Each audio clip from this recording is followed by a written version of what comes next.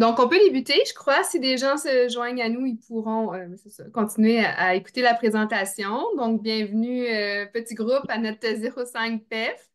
Aujourd'hui, on va parler de l'appréciation, qui est un levier pour la valorisation de la profession. Donc, aujourd'hui, je vais présenter ma collègue Jane, qui vient nous parler Ah, il y euh, a quelqu'un qui de ce arrive. sujet. Oui. Donc, Jane va vous parler de ce sujet qui lui porte à cœur, sur lequel elle travaille depuis plus d'1 an, qui j'espère va vous inspirer vous-même dans vos milieux. Donc, Jane, je te cède la parole là, pour la conférence. Et bonjour Rosine qui vient de se joindre à nous.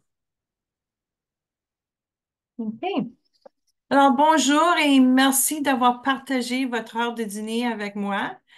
Euh, Ça fait, comme Jenny a dit, ça fait plus qu'1 an que je travaille sur ce projet-là. Je suis très passionnée par ma profession, la petite enfance. Euh, on a tous un impact sur la vie des enfants, le développement des enfants, les familles, et l'influence sur le bien-être de tout le monde qu'on travaille avec. Alors, j'aimerais commencer en vous expliquant que ça fait plus que 30 ans que je travaille dans le domaine et que j'ai toujours été passionnée par la qualité dans les programmes, mais aussi le bien-être de notre personnel parce que c'est eux qui influencent beaucoup la qualité et les interactions avec les enfants et les familles.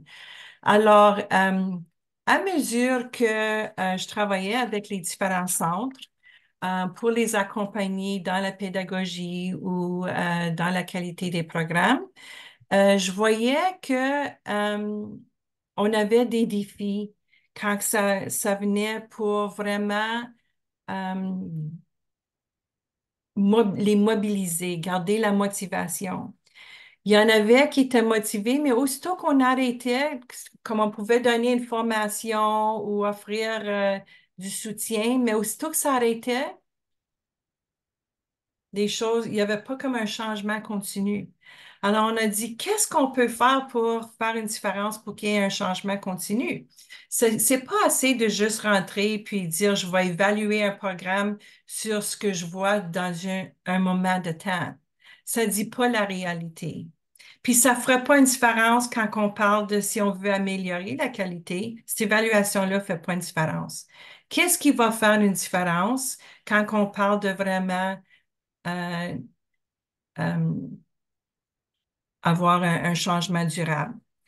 Alors, on s'est mis ensemble, on a réfléchi beaucoup, on a fait des recherches, puis on a dit, OK, la première chose qu'il faut faire, c'est identifier le problème. C'est quoi le problème? Pourquoi est-ce que on a de la difficulté à euh, effectuer un changement durable de qualité dans nos programmes? Et puis, la première chose qu'on a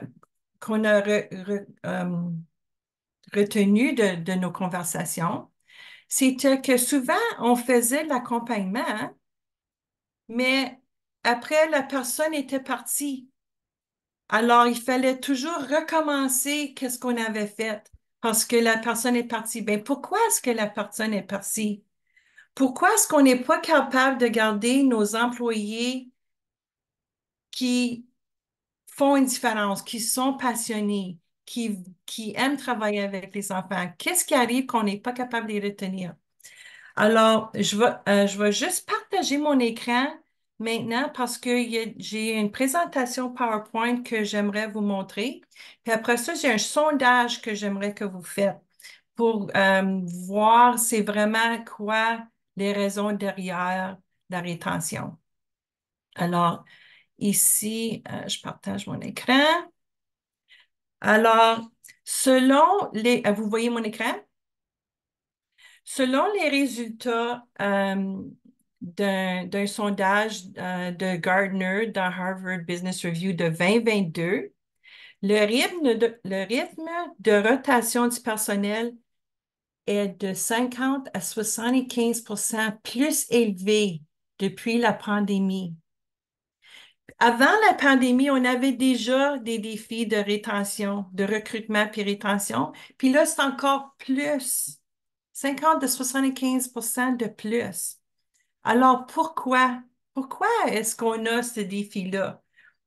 Alors, je vais vous faire participer à un sondage pour qu'on peut voir qu'est-ce que vous pensez de ça. Lancer, oui, continuez. Est-ce que vous le voyez? OK.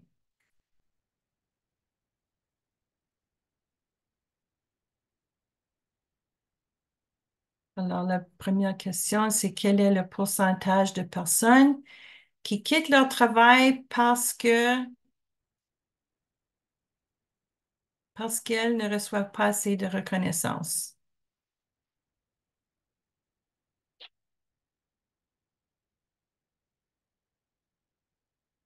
Deuxième question, dans une enquête menée auprès de 2000 personnes, quel pourcentage ont déclaré être à la recherche d'un nouvel emploi à cause de la culture d'entreprise?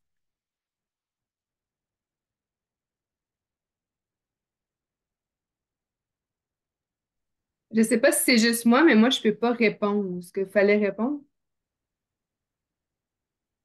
Est-ce que les autres peuvent répondre? Oui? Oui, Oui, moi, je suis Ah, capable. c'est peut-être parce que tu es je hausse. Non, co-host. ma réponse compte pas. C'est bon. OK.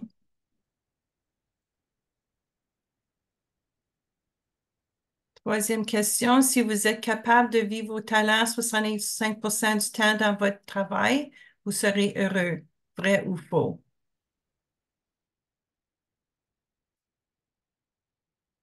Quatrième, une personne impliquée dans son travail est 59% moins susceptible de chercher un nouvel emploi ou une nouvelle carrière. Vrai ou faux? Bonjour Olivia. Bonjour. On est en train de faire un sondage. Je ne sais pas si tu peux le voir ou non. Oui, moi, je l'ai eu avant de rentrer dans la session. Je l'ai déjà fini à répondre. Ah, ça, c'est un autre sondage. Ce sondage ici, c'est sur la rétention. Oh, OK, c'est-tu sur les messages? Non, je lis sur l'écran. Est-ce que tu peux le voir? Oui, comme les 6 questions. Oui. Oui, je les vois. OK, tu peux les répondre si tu veux. Ah, il y en a 8. Il y a 8 questions.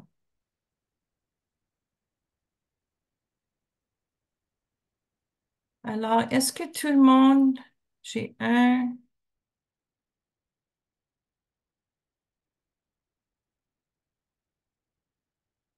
Il y a juste une personne qui a répondu. Mélanie, as-tu répondu? Je t'entends pas. Je suis à la 8e question. Moi, j'ai fini de les répondre. Marie, est-ce que tu as pu les voir et les répondre? Je Ah, suis il à est la dans les yeux. 6e. Tu es à la 6e? OK. Moi aussi, je suis à la 6e. OK, merci.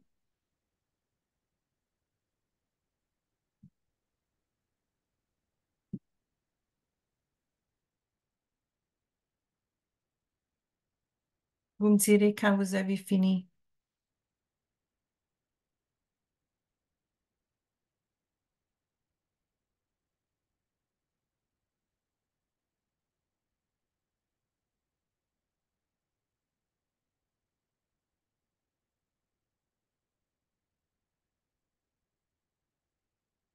La septième question, c'était lors d'un sondage, 66% des personnes qui ne sont pas valorisées au travail recherchent d'autres opportunités d'emploi.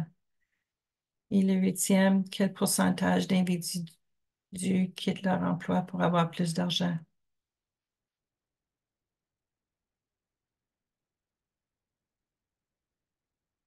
Et est-ce que tout le monde a répondu? Oui? OK. On va partager les résultats. Alors, quel pourcentage de personnes qui quittent leur travail parce qu'elles ne reçoivent pas assez de reconnaissance. Vous avez dit 33%. La réponse, c'est 44% quittent leur travail parce qu'ils n'ont pas assez de reconnaissance. Dans une enquête menée auprès de 2000 personnes, quel pourcentage ont déclaré être à la recherche d'un nouvel emploi à cause de la culture de l'entreprise? Vous avez raison, presque la moitié. Si vous êtes capable de vivre vos talents 65% du temps de votre travail, vous serez heureuse. Oui, c'est vrai. Une personne impliquée dans son travail est 59% moins susceptible de chercher un nouvel emploi ou une nouvelle carrière. C'est vrai. Quand on est impliqué dans les décisions, on sent comme qu'on fait une différence. Lequel des énoncés ci-dessus contribue à des pourcentages de rétention du personnel à 30 à 50%?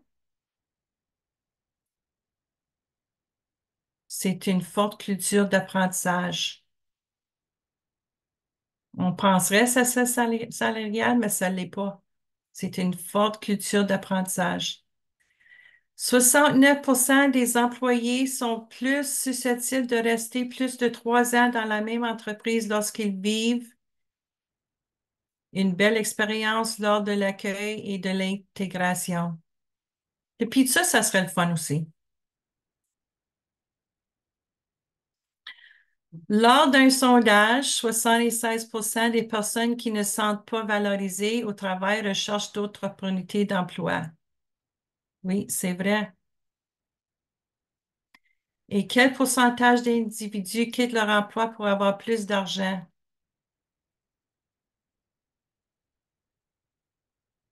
C'est 12%. Il n'y a personne qui a dit 12%.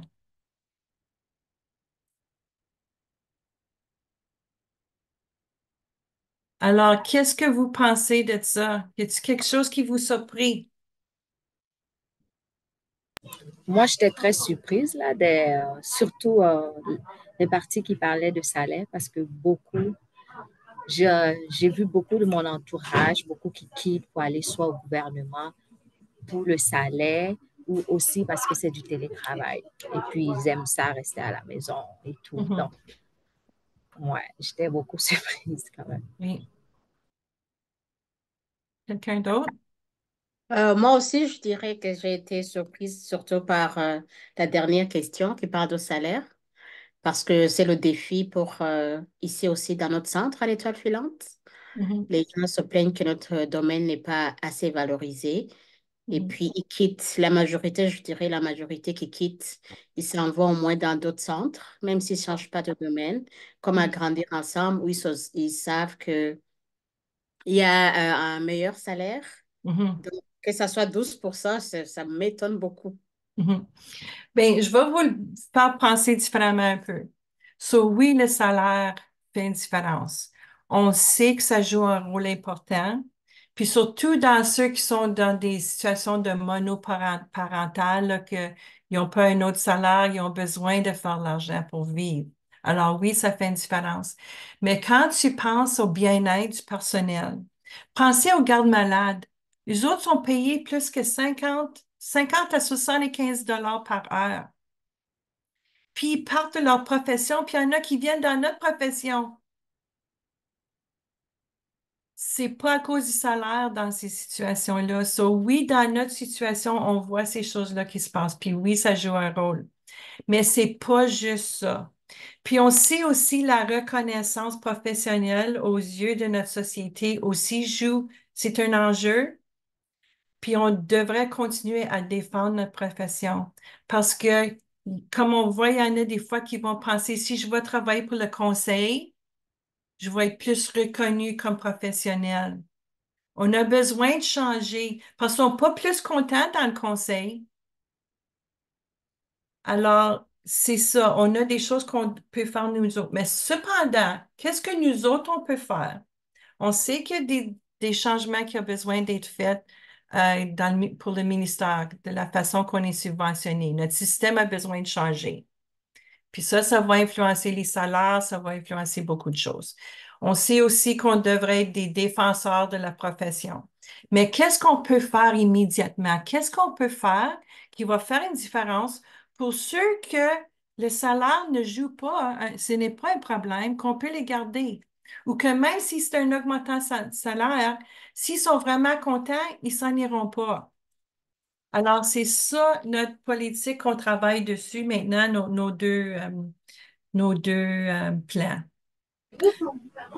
Je vais vous partager mon écran encore parce qu'il y a dans ma présentation, il y a des données que j'aimerais que vous voyez. Alors, comme j'ai mentionné, c'est pas juste les salaires, c'est pas juste l'appréciation. Il y a aussi des facteurs de stress qu'on sait influencent la rétention. Il y a le charge de travail, manque de reconnaissance, manque de formation, de soutien, puis les manques de possibilités de perfectionnement ou d'avancement. Souvent, qu'est-ce qui arrive, c'est que notre personnel pense la seule façon que je peux m'avancer, c'est d'être un superviseur. Puis c'est pas tout le monde qui veut être un superviseur ou qui va être bon à être un superviseur. Ils peuvent être excellents sur le terrain, mais ça veut pas dire qu'ils vont être bons. So, comment est-ce qu'on donne des occasions à notre personnel pour grandir dans leur développement professionnel? Oui, Marie. Moi, je voulais juste ajouter aussi, c'est pas juste à cause aussi de comme salaire et tout, mais c'est vraiment aussi comme les changements. Veut pas, le monde a augmenté, tout a augmenté. Et comme tu avais donné comme exemple, en tant qu'un parent monoparental, je prends exemple sur moi-même. Je voulais m'acheter une maison, je n'étais pas capable d'acheter une maison parce que je suis seule. Le salaire, le ratio d'endettement et tout. Il a fallu que je cherche des postes plus hauts qui a permis que je puisse acheter ma maison. Donc, veut pas, là, je dirais la réalité aussi en joue beaucoup. Oui. Puis, j'ai déjà entendu parler certains personnels dans mon entourage qui disaient, oh, il y a aussi la différence du fait que le Québec, ils sont syndiqués. Nous, on n'est pas syndiqués. Donc, ça aussi, ça joue là-dedans aussi parce que des fois, il y a des choses qu'on aimerait vraiment que le ministère, que le gouvernement prenne en charge comme régal mais on n'est pas capable parce qu'on s'est dit si on arrête le travail 2 jours, c'est quand même l'argent là. Donc, je dirais il y a tous ces petits trucs aussi qui sont des facteurs aussi. Oui, il y a plusieurs facteurs. Mais il y a certains facteurs qu'on a contrôle dessus, puis il y a d'autres facteurs qu'on n'a pas contrôle dessus. C'est pour ça que je vous présente qu'est-ce que nous autres, on a décidé de faire parce que oui, on travaille pour défendre la profession. Oui, il y a des organismes, puis notre administration, puis notre CA se débattent au niveau du ministère pour nous, quand on parle de le salaire, puis toutes ces choses-là. Mais qu'est-ce qu'on peut faire à l'intérieur dans notre programme pour assurer le bien-être puis l'appréciation de notre personnel pour les garder le plus possible? Alors, il y a ces facteurs-là et les facteurs de stress qu'on a mentionnés. Mais selon le sondage, vous avez vu que l'appréciation joue un très grand rôle quand on parle de la rétention du personnel. Alors, on a fait des recherches basées on a basé nos décisions sur des recherches validées qu'on a été chercher, des ressources reconnues qui démontrent que oui, ces choses-là fonctionnent, que ça va faire une différence. Après ça, on a été faire des sondages puis des réflexions avec tous les niveaux de notre organisation, le personnel éducateur, superviseur, direction, l'administration, les facilitateurs, tout le monde. On a parlé de qu'est-ce que ceci veut dire. Qu'est-ce que ça veut dire pour nous, avoir un sentiment de bien-être? Qu'est-ce que nos valeurs veulent dire? Comment est-ce qu'on met en évidence nos valeurs dans nos programmes? Et après ça, on a continué nos réflexions collaboratives pour enfin arriver à notre question. Comment pourrions-nous développer et honorer notre propre histoire et culture d'appréciation à la FCO? Alors, on a développé 2 plans. Un, c'est un plan d'accueil et d'intégration et l'autre, c'est un plan d'apprentissage professionnel. Parce qu'on savait pour faire ce travail-là, il fallait changer notre façon de penser et réimaginer notre façon de faire les choses. Si on continue à toujours faire les choses de la même façon qu'on les fait tout le temps, on va avoir les mêmes résultats. Alors, qu'est-ce qu'on pourrait faire pour changer notre façon pour que nos bottines suivent nos babines? Alors, on a sorti avec un plan d'accueil et un plan d'apprentissage professionnel, ce que je vais vous montrer aujourd'hui. Les avantages de ça pour le personnel sont évidents et pour l'organisation. La reconnaissance, mieux outillé, sentiment d'appartenance, plus de réseautage, plus de développement professionnel, les forces et les intérêts vont être reconnus et on va avoir plus de personnes qui vont se voir comme des leaders, qui vont avoir plus de confiance dans leur poste. Pour l'organisation, une réduction du taux de roulement, personnel dynamisé et motivé, diminution des journées de congé qui va apporter une économie d'argent qui peut être rédigée vers les besoins des programmes et une meilleure communication entre tout le monde. Alors, comment pourrions-nous établir un processus d'accueil et d'intégration ainsi qu'un plan d'apprentissage professionnel efficace qui réponde aux besoins de notre organisme et qui soutienne le personnel? Ça, c'est la prochaine question qu'on a eue pendant nos réflexions. Comment est-ce qu'on va faire ça? Alors, on a développé une politique d'appréciation. Et c'était un effort collaboratif où ce qu'on a eu une représentation de différentes personnes de différents secteurs dans notre organisme qui se sont mis ensemble et on a développé notre politique d'appréciation.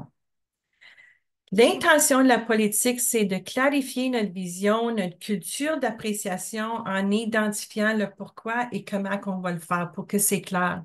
Parce que on a vu dans les sondages que si le monde ne sont pas impliqués, puis ils ne savent pas le pourquoi, ils ne seront pas motivés ou engagés à le faire. Faut qu'ils voient la valeur de faire quelque chose. En voyant la valeur, ils vont le mettre plus en priorité. Alors, le pourquoi, c'est pour apprécier l'apprentissage, mener à l'amélioration continue de la qualité, l'épanouissement de l'être humain et accompagner tous les membres du personnel à atteindre leur plein potentiel. Pour qu'on soit tous nous autres, on dit sur notre X. Ça veut dire qu'on est tous à une bonne place dans notre développement professionnel. Puis la façon qu'on le fait, c'est en mettant en œuvre notre plan d'accueil et d'intégration et notre plan d'apprentissage pour assurer que l'enfant soit au centre des décisions et des interventions de tout notre personnel. Le plan d'accueil, c'est pour mobiliser les nouveaux membres du personnel. So, quand un personnel va commencer à la FCO maintenant, ils vont être accompagnés avec un outil et puis un guide qui a toute l'information qu'ils ont besoin. Puis le plan inclut justement le montant de temps qu'ils vont être accueillis et intégrés dans le programme. Qu'est-ce qui se passe aujourd'hui? On est tellement en pénurie, on embauche quelqu'un, puis des fois, ils n'ont même pas d'expérience. Et puis, on leur donne une journée, deux peut-être, pour lire les politiques et rencontrer le personnel et les enfants, puis on les lance. Comme j'ai dit, on les lance au lion, au petit lion. C'est même pas une journée ou deux, c'est 4 heures ou 3 heures. Oui, des fois, c'est moins, justement. Alors, si on croit vraiment que ça va faire une différence, puis si on croit qu'on veut vraiment apprécier le monde, puis avoir un sentiment de bien-être, puis d'être soutenu, il faut qu'on change notre façon de faire les choses. Même si ça dit que, oui, ça veut dire peut-être pour 2, 3 jours ou peut-être pour une semaine, qu'on va avoir un personnel de moins, au moins ce personnel-là, quand il va commencer, il va être là 100%. Puis il va avoir plus de chances qu'ils vont rester, qu'ils ne s'en iront pas. Aussi, de notre plan d'accueil a découlé 2 autres surprises. Une, c'était le processus pour la période de probation. On avait une période de probation pour notre personnel, mais il n'y a rien qui se passait. Souvent, le personnel ne savait même pas que leurs 6 mois avaient passé. Alors, on a mis un processus en marche pour qu'il y ait un accompagnement au moins 3 fois pendant les premiers 6 mois pour justement parler de qu'est-ce qui va bien, quels sont vos besoins, comment ça va, juste donner la rétroaction pendant les 6 mois. Aussi, on a commencé un programme de mentorat qui s'appelle les partenaires d'accompagnement. Et ça, on sait que les superviseurs et les directions sont très occupés. Et puis, qu'est-ce qui arrive, c'est après que la nouvelle employée commence, ils n'ont pas le temps pour les accompagner. Puis, ils ne peuvent pas voir qu'est-ce qui se passe. Puis, souvent, la nouvelle employée peut-être est trop gênée pour venir dire, ben, je ne suis pas bien ou je ne comprends pas pourquoi qu'on fait ça. Alors, on a demandé, on a fait une présentation informatique à tous nos personnels éducateurs et éducatrices à la PCO. Et on a expliqué justement qu'est-ce qui se passait, puis on a dit, pour aider avec le bien-être de nos programmes, l'esprit d'équipe dans vos centres, la rétention de votre personnel, on voit que si vous collaborez avec le superviseur, ça va faire une différence. Alors, dans le moment, on a 27 partenaires d'accompagnement dans nos centres. Puis, c'est du monde qui ont démontré un intérêt. On n'a pas dit, tu vas être un partenaire d'accompagnement. C'est eux qui ont démontré l'intérêt. On les accompagne, on les forme, puis ils se rencontrent, ils se rencontrent avec le superviseur pour décider avant le nouveau membre du personnel commence, comment est-ce qu'ils vont les accompagner en utilisant les guides qu'on a créés, les outils. Et aussi, on a mis un plan d'évaluation en place pour évaluer est-ce que toutes ces choses-là qu'on est en train de faire vont faire une différence. Alors, au début, les nouveaux membres du personnel sont rencontrés pour une entrevue avec ressources humaines et tout est confidentiel.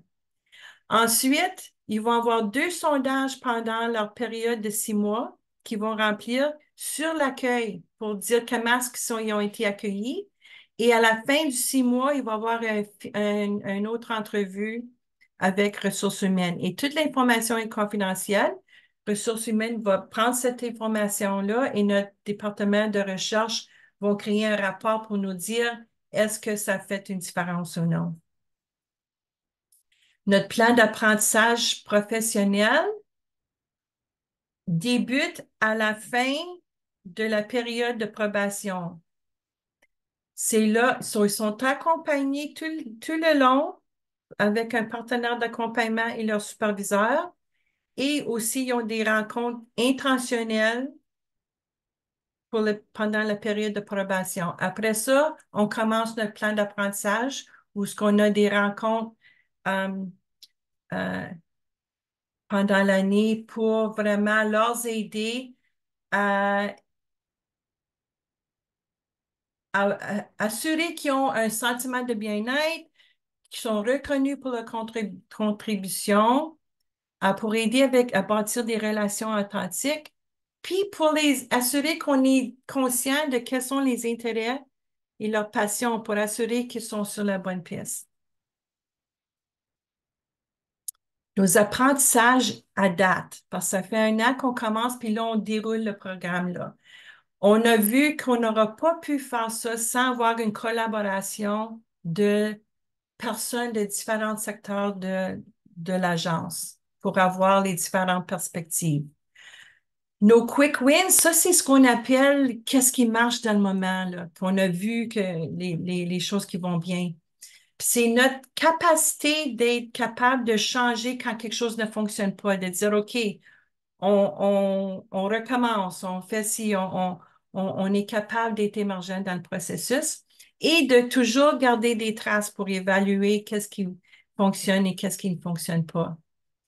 Le plus gros défi qu'on vit comme c'est là, que vous vivez, j'imagine aussi, c'est le temps. Comment est-ce qu'on va être capable d'assurer que les personnes en rôle de supervision vont avoir le temps, puis vont le mettre en priorité pour utiliser ces deux plans-là? Et aussi d'assurer que tout le monde comprenne le pourquoi. Le pourquoi qu'on fait ces choses-là et les bienfaits.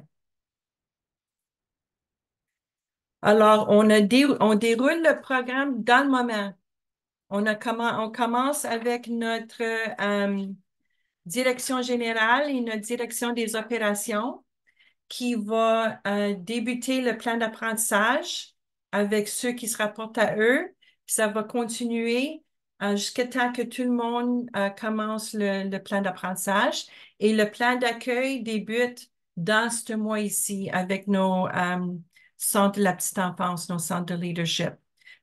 On est en train de le présenter aux superviseurs et aux partenaires d'accompagnement qui vont commencer à le mettre en place.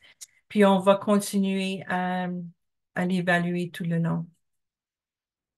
Alors là, on se demande comment pourrions-nous prioriser cette politique?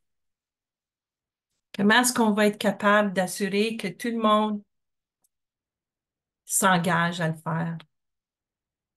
Alors, y a-t-il des questions avant qu'on va à nos autres questions? Non, je pense que c'est très clair. Puis c'est intéressant de voir d'une perspective de quelqu'un qui travaille à la PCO, mais que ces choses-là n'étaient pas en place quand j'ai commencé. J'aurais tellement apprécié avoir ce genre d'appui-là dès mon début de travailler à la PCO. Donc, je pense que c'est une très bonne chose d'avoir en place maintenant. Merci, Mélanie. J'aimerais ajouter, ça, on n'a pas vraiment précisé, mais c'est ce qui va remplacer notre politique d'évaluation. Donc, au lieu d'évaluer les gens qu'on trouve un peu plus péjoratifs ou voir les défis, ben là, on met sur les forces avec cette politique-là. Puis, à vous qui sont présentes, qui sont à l'externe, j'aimerais dire, ne vous sentez pas intimidés. James travaille là-dessus depuis 1 an. Donc, tu sais, je pense que c'est des petites bouchées. Puis aujourd'hui, repartir avec l'intention de vouloir amorcer des réflexions avec vos équipes. Comment on peut s'assurer que chaque personne est bien ici, puis met ses compétences à profit? Comment on s'assure que chaque personne, on peut l'appuyer dans son processus d'apprentissage puis de développement professionnel? Donc, amorcer puis prendre des petits pas. Faut pas que, parce que c'est ça. Peut-être qu'avec ce que Jane nous présente, c'est comme, oh, il y a beaucoup de travail, mais pensez à votre échelle, puis juste d'amorcer les réflexions, c'est déjà un pas en soi, là, si je peux dire. Marie? Ben, en tout cas, moi, j'ai vraiment aimé le partage. Là, c'était comme vraiment bon. Je trouve que les nouveaux, surtout les nouveaux, des fois, on est perdu, on ne sait pas quoi faire. Et puis, c'est bon d'être encadré, et puis comme orienté et tout. Mais la seule chose aussi que je pense, comme les garderies, maintenant, c'est tout un groupe de garderies. C'est pas comme, c'est une organisme. Peut-être qu'il y en a 10, qu'il y en a 5, qu'il y en a 2. Puis les mêmes règlements se trouvent dans toutes les mêmes garderies. Donc, il y a des choses, on n'a pas vraiment le pouvoir, mais je pense que c'est des bonnes discussions aussi pour des superviseurs et tout. Parce que oui, nous, on a pris ça, on va en parler, mais c'est bon qu'eux aussi aient cette connaissance, qu'ils puissent voir tous ces points. Parce que même si nous, on en parle, c'est eux qui ont le dernier mot et qui prennent les décisions, disons. Comme je prends exemple pour le nouvel employé qui a au lieu de 3 heures pour lire les trucs, il a une semaine. J'aimerais bien le faire, mais je n'ai pas le pouvoir de le faire. Donc, je trouve que ça sera bon d'offrir ce service aussi pour les superviseurs et tout. Oui, c'est un bon point parce que justement, c'est ceux qui travaillent justement immédiatement avec le personnel qui vont faire le plus gros impact. Mais ça commence par les leaders, les directions. Eux autres aussi, il faut qu'ils valorisent, puis il faut qu'ils mettent des, des choses en place pour que ce soit possible, pour qu'on le fasse le plus possible. Ça fait que ça demande beaucoup de réflexion. Ça demande beaucoup de dire, si on sait que c'est ça qui va faire une différence, puis si on le valorise, qu'est-ce que ça prendrait? Qu'est-ce qu'on pourrait faire? Oui, peut-être il y a des choses qu'on ne peut pas faire, mais qu'est-ce qu'on peut faire qui va faire une différence? Nous autres mêmes. Sur quoi est-ce qu'on a contrôle? Comme moi, j'ai commencé à MIFO, ça fait pas longtemps. Puis j'ai vraiment aimé ce qu'ils font. Ils ont un budget de reconnaissance dans chaque service, dans chaque centre, ce qui fait que comme les coordonnatrices, les adjoints, on a comme un budget pour offrir quelque chose aux employés. Et puis, nous, à mon sens, ce qu'on fait des fois, juste pour en passant, comme ça, on peut acheter des chips, du popcorn, juste des petits trucs, et puis on le met dans le salon du personnel, on écrit dessus un merci à tout le monde pour vos beau travail. Puis, je vois que ça fait vraiment une grosse différence pour les employés. Ils se sentent quand même valorisés, aimés quand même. Puis pour eux, c'est des petits cadeaux, c'est des petits trucs, mais qui fait toute une grosse différence. Je suis d'accord avec toi, Marie. C'est les petits gestes. C'est pas juste les grosses affaires. On peut mettre un plan d'apprentissage avec des rencontres intentionnelles, mais c'est les petits moments, les temps qu'on reconnaît quelqu'un pour qu'est-ce qu'ils ont fait. Je prends l'exemple de la Saint-Valentin. Quand on dit, oh, j'ai reçu des fleurs pour la Saint-Valentin, ben, c'est à cause que c'est la Saint-Valentin. Pour moi, ça me dit pas rien. Moi, ça me dit plus quelque chose si je reçois des fleurs pour juste parce que, tu sais, quand c'est une surprise, wow, je t'aime, puis je veux que tu saches que je t'apprécie, puis je reconnais ce que tu fais pour la famille, bla, bla, bla. C'est ça qui va faire plus une différence qu'avoir des fleurs de Saint-Valentin. Mais c'est la même chose avec la reconnaissance. On a besoin de le faire quand on voit les occasions pour le faire, quand on voit qu'ils ont besoin chaque jour. Je ne sais pas comment souvent j'ai rentré dans des centres où ce que je donnais de la rétroaction positive, puis le personnel disait, oh, merci beaucoup, je ne savais pas. Je ne savais pas si je faisais la bonne chose. Je ne savais pas si j'étais sur la bonne piste. Ça a pris comme 2 minutes. Alors, puis ça fait tellement une grande différence. So, oui, je suis d'accord avec toi, Marie, les petites choses. Ouais. Bah, moi, à mon tour, je dirais, j'avais une question par rapport aux partenaires d'accompagnement. C'est vraiment quelque chose qui nous serait beaucoup utile.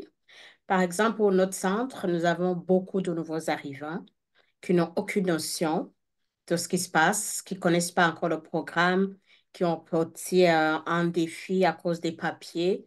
Donc, si tu n'as pas encore des papiers légaux, ils ne peuvent pas être inscrits à aucun collège pour prendre la formation. Mhm, Donc, si vraiment vous pouvez nous appuyer là-dedans, ne fût-ce que par des formations pour qu'ils sachent, et ils aimeraient vraiment, ça pourrait beaucoup nous aider. Savoir qu'on peut peut-être compter sur vous, parce que ça fait partie aussi de l'intégration, de l'accueil, pour qu'ils ne mhm. se sentent pas trop dépaysés là. Je ne sais Oui. pas si vous pourriez nous aider avec ça. Mais je pense que ça serait un bon temps de peut-être parler un petit peu des pousses de demain. On peut vendre les pousses de demain en même temps, hein, Jenny? Mm. Oui, ben je ne sais pas si on est déjà rendu à l'externe, mais oui, c'est un programme qui va bientôt être disponible, je suppose, là, qui vise à accompagner les personnes nouvellement dans la profession, que ce soit des nouveaux arrivants, mais toute personne qui entre, là, donc leur donner les bases, les aider à grandir à travers tout ce qui est loi et règlement, procédure, comment approche peut-être, là, si on peut préciser. Mhm. Mais Excellent. Rosine, je vous invite à nous envoyer un courriel, si je peux laisser le mien, là, puis diriger à la bonne personne. Mhm. Je vais Puis, te le puis laisser s'il dans y a le quelque chose, si tu aimerais avoir une petite rencontre avec moi, je pourrais t'en parler plus, un à un. Mais le programme des pouces de demain, c'est quelque chose qu'on a piloté à l'interne l'année passée. Et puis, OK. c'est un programme d'accompagnement de 5 ou 6 rencontres avec des auto-formations pour toutes OK. les personnes qui sont nouvellement embauchées, surtout s'ils n'ont pas d'expérience. Et Mhm. puis, c'est les superviseurs qui les inscrits à ce programme-là. Après l'avoir piloté cette année, ça sera pas long, là, je sais pas quand, là, mais bientôt, ça va être affiché dans nos réseaux sociaux et dans MAP que les pouces de demain. Si tu vois les pouces de demain, c'est ça. C'est ça que tu recherches pour vraiment accompagner les nouveaux personnels. Mais aussi notre plan d'accueil. So, nos partenaires d'accompagnement doivent prendre les pouces de demain pour être conscients de qu'est-ce qui est dans le contenu, pour être capables aussi d'accompagner leur personnel, les nouveaux employés. Excellent, excellent. Ça va vraiment beaucoup nous aider. Mhm. Merci. Bienvenue. Une autre petite question que je pourrais Désolée, peut-être... j'ai juste une question. Ça Oui, va être sous forme comme les accompagnateurs, ça va être comme sous forme de formation, genre, ou ça va être du individuel? pour les pouces de demain, Les pouces de demain, ouais. les pouces de demain, euh, ça va être des formes, il y a des auto-formations et il y a aussi un accompagnement, mais je ne sais pas si ça va être individuel ou par des petits groupes de 4 ou 5. Je ne suis pas sûre qu'est-ce qu'ils ont décidé. Je Je sais pense pas. que ça va dépendre combien de personnes qui vont s'inscrire parce qu'on a juste un certain montant de facilitateurs pour accompagner. Je pense que c'est ça qui va peut-être déterminer.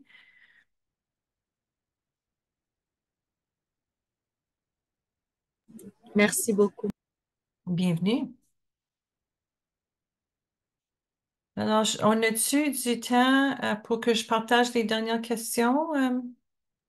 Oui, on peut peut-être en explorer une ensemble avant de les laisser. Je vais juste aller, je vais le mettre, à place de partager mon écran, je vais mettre la question dans le chat pour que vous puissiez le voir. Alors, imaginez un monde où tout le monde est passionné par son travail. À quoi ressemble ce monde?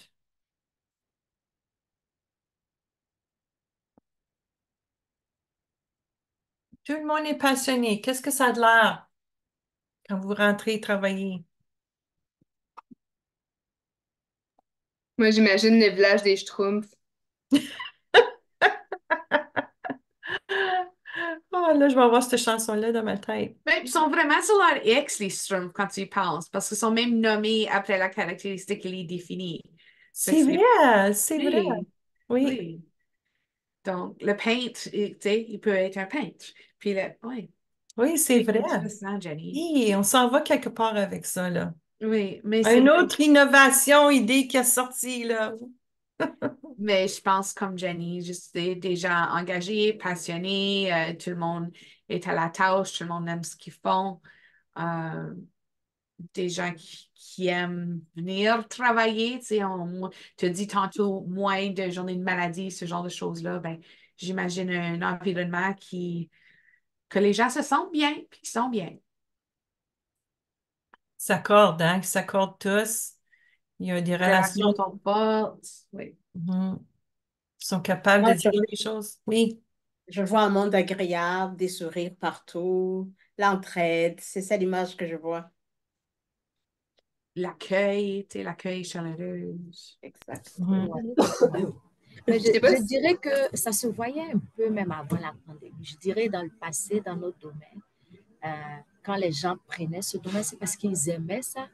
Puis tu le voyais, moi je me rappelle à mon époque bon, où je travaillais, moi j'ai fait 12 ans là parce que j'aimais mon travail, pas parce que les gens étaient aussi gentils, mais j'aimais mon travail, j'aimais mon équipe, j'aimais mon personnel. Donc c'est juste si on pouvait réavoir ces moments, ça c'est comme, c'était pas donné. C'est maintenant qu'on se rend compte que on aurait dû chérir vraiment ces beaux moments qu'on a passés dans le domaine. Mhm. Il y a eu tellement de changements dans les dernières 15 ans, je vais dire, dans le domaine. On a une pédagogie maintenant. On a un ordre.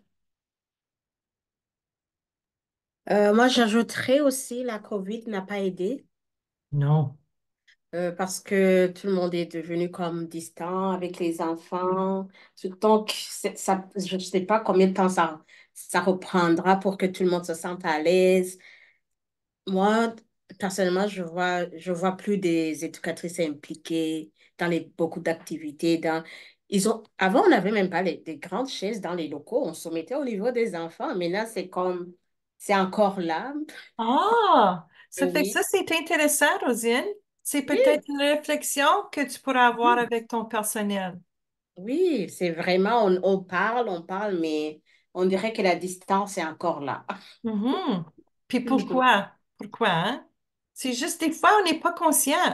On change nos habitudes, puis on n'est même pas conscient de qu'est-ce qu'on fait.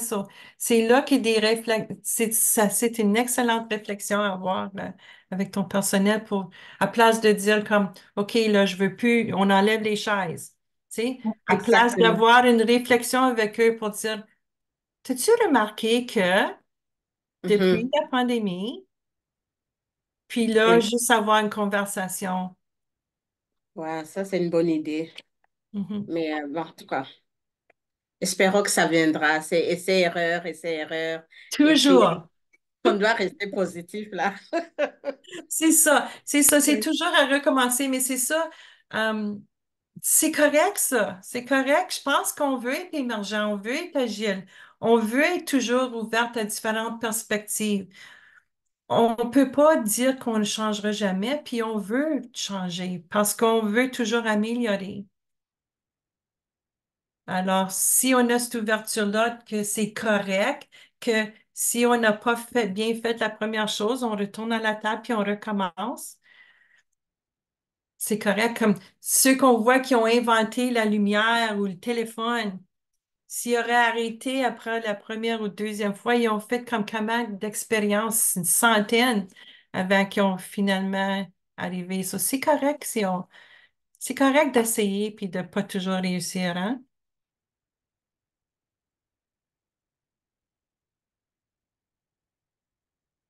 Je rajouterais que quand on est passionné, je sais pas si vous avez déjà été, vous avez une passion que vous vivez des fois, là, que ce soit un instrument de musique, la lecture, là. Puis à un moment donné, vous êtes dans ce que vous faites, puis vous regardez l'heure, faites, oh mon Dieu, ça fait 3, 4 heures que je suis là, je m'en ai pas rendu compte, là.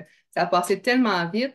Mais c'est ce que ça nous permet quand on est sur notre X de vivre ça, donc au quotidien, puis de plus compter les heures, là, puis d'être en mesure de pas de regarder l'horloge, là, il est 4 heures moins quart, là, je vais compter chaque seconde jusqu'à temps que mon chiffre finisse, là, c'est ce qu'on veut éviter. Parce que les enfants, ils n'ont pas l'occasion d'avoir du personnel engagé jusqu'à la fin quand c'est comme ça. Donc, leur permettre qu'ils trouvent ce qui les allume, puis justement rallumer tes petites flammes éteintes. D'après moi, elles ne sont pas éteintes complètement, il y a encore un peu de braise. On est capable, là, si on, avec un peu de volonté. Justement. Justement, allumer les étincelles ou les lumières de tout le monde. Il reste juste quelques minutes, donc je vais vous laisser le temps de faire une petite transition vers votre travail. Donc, s'il y a des questions supplémentaires, on peut les prendre. Mais sinon, ben, je vous remercie d'avoir été là aujourd'hui avec nous.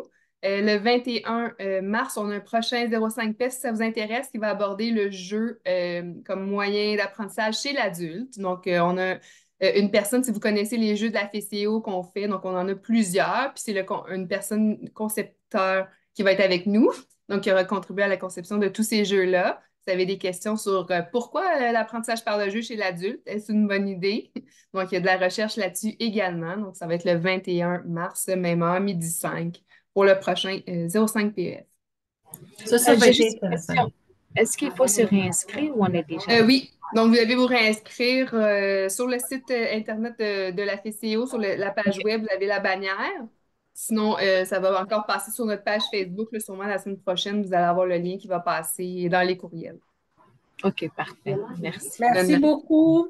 Vous êtes Merci bienvenus. à vous. Bon, Je vous contacte bientôt pour le programme. Ah, OK, c'est bien, Rosine, pas de problème. Je veux juste ajouter, je viens d'y penser, c'est parfait qu'on fait un suivi avec le prochain sur le jeu pour l'adulte, parce que c'est une autre façon de les apprécier. Quand on parle d'un apprentissage apprécié, c'est Mhm. ça qu'on parle, là. Ça, c'est bon que ça suit. Parfait. Absolument. On va essayer de au moins faire remplacer deux, vu qu'on connaît la date à l'avance, comme ça, ils pourront au moins suivre. Je pense Mhm, que les formations aussi, ça va vraiment faire beaucoup les aider. mhm. Mhm. Ben, merci beaucoup à vous tous. Merci, Merci hein. beaucoup. Au revoir. Bonne fin de journée, au revoir. Au revoir.